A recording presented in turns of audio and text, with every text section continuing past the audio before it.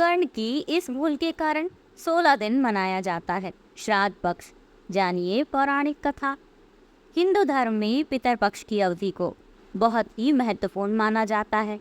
इस अवधि में पितरों के निमित्त श्राद्ध, तर्पण और पिंडदान आदि करने का विधान है। माना जाता है कि इससे उन्हें तृप्ति मिलती है और वह हमें सुख समृद्धि का आशीर्वाद देते हैं। भाद्रपद पूर्णिमा से अश्विन अमावस्या तक चलता है पितरपक्ष। पितरपक्ष में तर्पण और पिंडदान से पितर प्रसन्न होते हैं। पितरपक्ष लगभग 15 दिन की अवधि होती है, जिसमें लोग अपने पूर्वजों को भोजन व तर्पण आदि करके उन्हें श्रद्धांजलि देते हैं। माना जाता है कि इस समय पितर पितृलोक से धरती पर आते हैं। देखा जाए तो यह पितरों की कृपा प्राप्ति के लिए एक उत्तम समय माना गया है। वहीं अगर कोई व्यक्ति पितर दोष से परेशान है तो पितर पक्ष में वह इससे छुटकारा पाने के उपाय भी कर सकता है, जो कि लाभकारी साबित होते हैं। पितर पक्ष की शुरुआत भाद्रपद पूर्णिमा से होती है और यह अश्विन माह की अमावस्या तिथि तक चलते हैं। ऐसे में इस बार पितर पक्ष 17 सितंबर 2024 से शुरू हो गए हैं, जो 2 अक्टूबर तक रहने वाले हैं।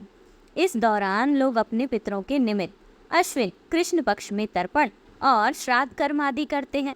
इन्हें श्राद्ध के नाम से भी जाना जाता है। अभी पितर पक्ष चल रहे हैं और 16 दिन की श्राद्ध पक्ष में सनातन धर्मी अपने पितरों को याद करते हैं और उनकी आत्मा की शांति के लिए सभी वैदिक अनुष्ठान करते हैं। लेकिन बहुत कम लोग जानते हैं कि 16 दिन का पितर पक्ष दानवीर कर्ण की एक भूल के कारण मनाया जाता है और कर्ण के कारण ही पितृपक्ष मनाने की परंपरा शुरू हुई थी। आइए जानते हैं इसके पीछे क्या है धार्मिक मान्यता। पुराणों के मुताबिक पितर पक्ष में दान पुण्य का विशेष विधान होता है और इसका फल जीवात्मा को स्वर्गलोक में प्राप्त होता है। महाभारत के अनुसार सबसे पहले महातपस्वी अत्रि ने महर्षि निमि को श्राद्ध के बारे में उपदेश दिया था। इसके बाद महर्षि निमि ने श्राद्ध करना शुरू कर दिया। महर्षि को देखकर अन्य ऋषि मुनियों ने भी पितरों को अन्न देने लगे। लगातार श्राद्ध का भोजन करते करते देवता और पितर पूर्ण तृप्त हो गए। पुराणों में भी पितर पक्ष को बहुत अधिक महत्व दिया गया है। कई सारी पौराणिक और लोक कथाओं में भी इसका वर्णन है, लेकिन बहुत कम लोगों को ये पता होगा कि महाभारत में श्राद्ध क्यों किया गया था। बता दें कि पितर पक्ष में श्राद्ध की शुरुआत महाभारत काल से चली आ रही है। श्राद्ध कर्म की जानकारी भीष्म पितामह ने युधिष्ठिर को दी थी। इसके पीछे की पूरी क्या कहानी है, यह भी जान लीजिए। हिंदू धर्म में पितर को 84 लाख योनियों में से एक माना गया है। मान्यता है कि विभिन्न लोकों में रहने वाले ये दिव्य आत्माएं संतुष्ट होने पर व्यक्ति पर अपना आशीर्वाद बरसाती हैं, जिससे मनुष्य को धन, यश, कीर्ति आदि की प्राप्ति होती है और कुल की वृद्धि होती है। इस तरह से देखें तो पितृपक्ष के दौरान किया जाने वाला श्राद्ध पूर्वजों के प्रति अपनी श्रद्धा और कृतज्ञता को व्यक्त करने का माध्यम है, जिससे प्रसन्न होकर पितर सुख समृद्धि प्रदान करते हैं। मान्यता है कि जब मृत्यु के बाद सूर्यपुत्र कर्ण की आत्मा स्वर्ग पहुंची तो उन्हें वहां पर खाने के लिए भोजन की बजाय ढेर सारा स्वर्ण दिया गया। तब उन्होंने इंद्र देवता से इसका कारण पूछा तो उन्होंने कर्ण को बताया कि पृथ्वी पर रहते हुए उन्होंने कभी भी अपने पितरों के निमित्त भोजन, दान, तर्पण आदि नहीं किया। जब कर्ण ने जवाब दिया कि उन्हें अपने पूर्वजों के बारे में कुछ भी ज्ञात न था, इसलिए अनजाने में उनसे यह भूल हुई।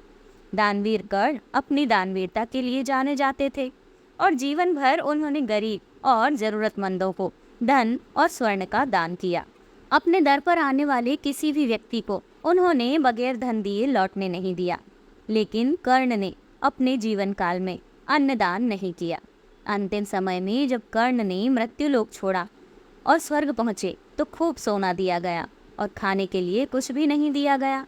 कर्ण ने जब भगवान इंद्र से इसका कारण पूछा तो देवराज इंद्र ने बताया कि उन्होंने जीवन भर सोना ही दान किया है और पितरों की आत्मा की शांति के लिए कभी भी अन्नदान नहीं किया, इसलिए उन्हें अन्न नहीं दिया गया।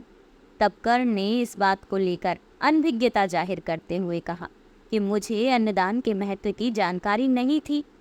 कर्ण को जब अपनी गलती का एहसास हुआ तो उन्हें अपनी गलती सुधारने के लिए एक बार 16 दिन के लिए धरती पर भेजा गया था। इन 16 दिनों में कर्ण ने अपने पूर्वजों को याद करते हुए तर्पण किया और भूखे और गरीब लोगों को अन्नदान किया और फिर स्वर्गलोक चले गए। ऐसी मान्यता है कि तभी से 16 दिन का पितृपक्ष मनाने की परंपरा चली आ रही है और इस दौरान लोग अपने पुरखों को याद कर भोजन का आयोजन करते हैं। साथ ही इस बात का भी ध्यान रखना चाहिए कि पितरपक्ष के दौरान यदि कोई भिक्षा मांगने आए तो उन्हें कभी खाली हाथ नहीं जाने देना चाहिए।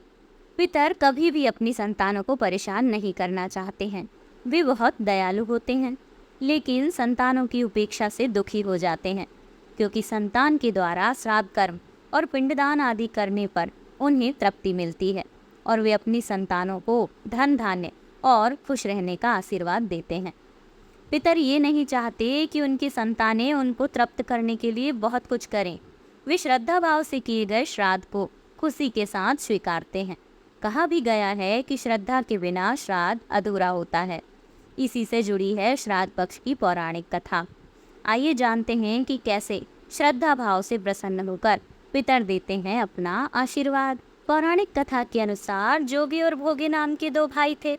दोनों अलग अलग घरों में रहा करते थे। जोगी के पास धन की कोई कमी ना थी, लेकिन भोगे निर्धन था।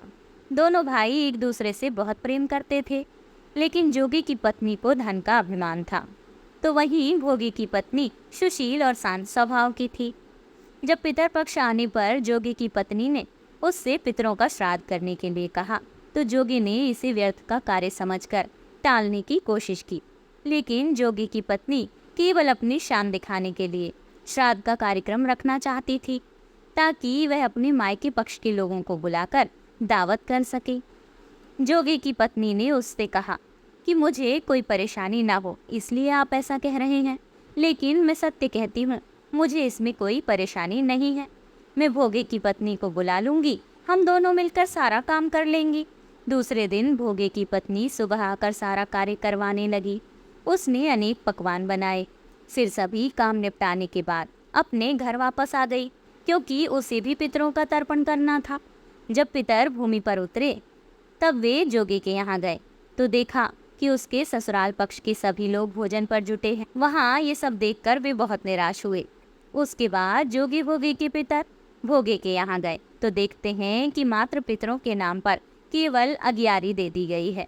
पितर उसकी राख चाटते हैं और भूखे ही नदी के तट पर पहुंच जाते हैं। कुछ ही देर में सारे पितर अपने अपने यहाँ का श्राद्ध ग्रहण करके इकट्ठे हो गए और बताने लगे कि उनकी संतानों ने किस किस तरह से उनके लिए श्राद्ध के पकवान बनाए। जोगे भोगे के पितरों ने भी अपना सारा कुछ बताया। उन्होंने सोचा कि अगर भोगे निर्धन न होता और श्राद्ध करने में समर्थ होता तो शायद उन्हें भूखा वापस नहीं आने पड़ता, क्योंकि भोगे के घर में तो खाने के लिए भी 2 जून की रोटी नहीं थी।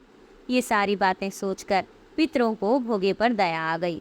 अचानक से वे नाच नाच कर गाने लगे कि भोगे के घर धन हो जाए, भोगे के घर धन हो जाए। सांझ का समय हो चला था, लेकिन भोगे के घर में खाने को कुछ भी नहीं था। उसके बच्चे भूखे थे। बच्चों ने अपनी माँ से कहा कि भूख लगी है। तब उन्हें टालने के लिए गुस्से से गरज कर भोगी की पत्नी ने कहा कि जाओ, आंगन में हौदी औंधी रखी है, उसे जाकर खोल लो, उसमें जो भी मिल जाए आपस में बांट कर खा लेना। बच्चे जब वहाँ जाकर हौदी देखते हैं तो वे दौड़े दौड़े माँ के पास आकर कहते हैं कि माँ, हौदी तो मोहरों से भरी पड़ी है। आंगन में आकर भोगे की पत्नी ने यह सब देखा तो उसके आश्चर्य का ठिकाना नहीं रहता है। इस तरह पितरों के आशीर्वाद से भोगे भी धन धान्य से परिपूर्ण हो जाता है, लेकिन वह इस बात का बिल्कुल अहंकार नहीं करता और अगले बरस पूरी श्रद्धा के साथ भोगे एवं उसकी पत्नी अपने पितरों का श्राद्ध करते हैं। भोगे की पत्नी पितरों के लिए 56 प्रकार के व्यंजन तैयार करती है। वे दोनों ब्राह्मणों को भोजन कराते हैं। अपने जेठ जेठानी को बुलाकर सम्मान के साथ सोने और चांदी के बर्तनों में भोजन कराते हैं। इससे उनके पितर बहुत प्रसन्न होते हैं। जय श्री कृष्ण।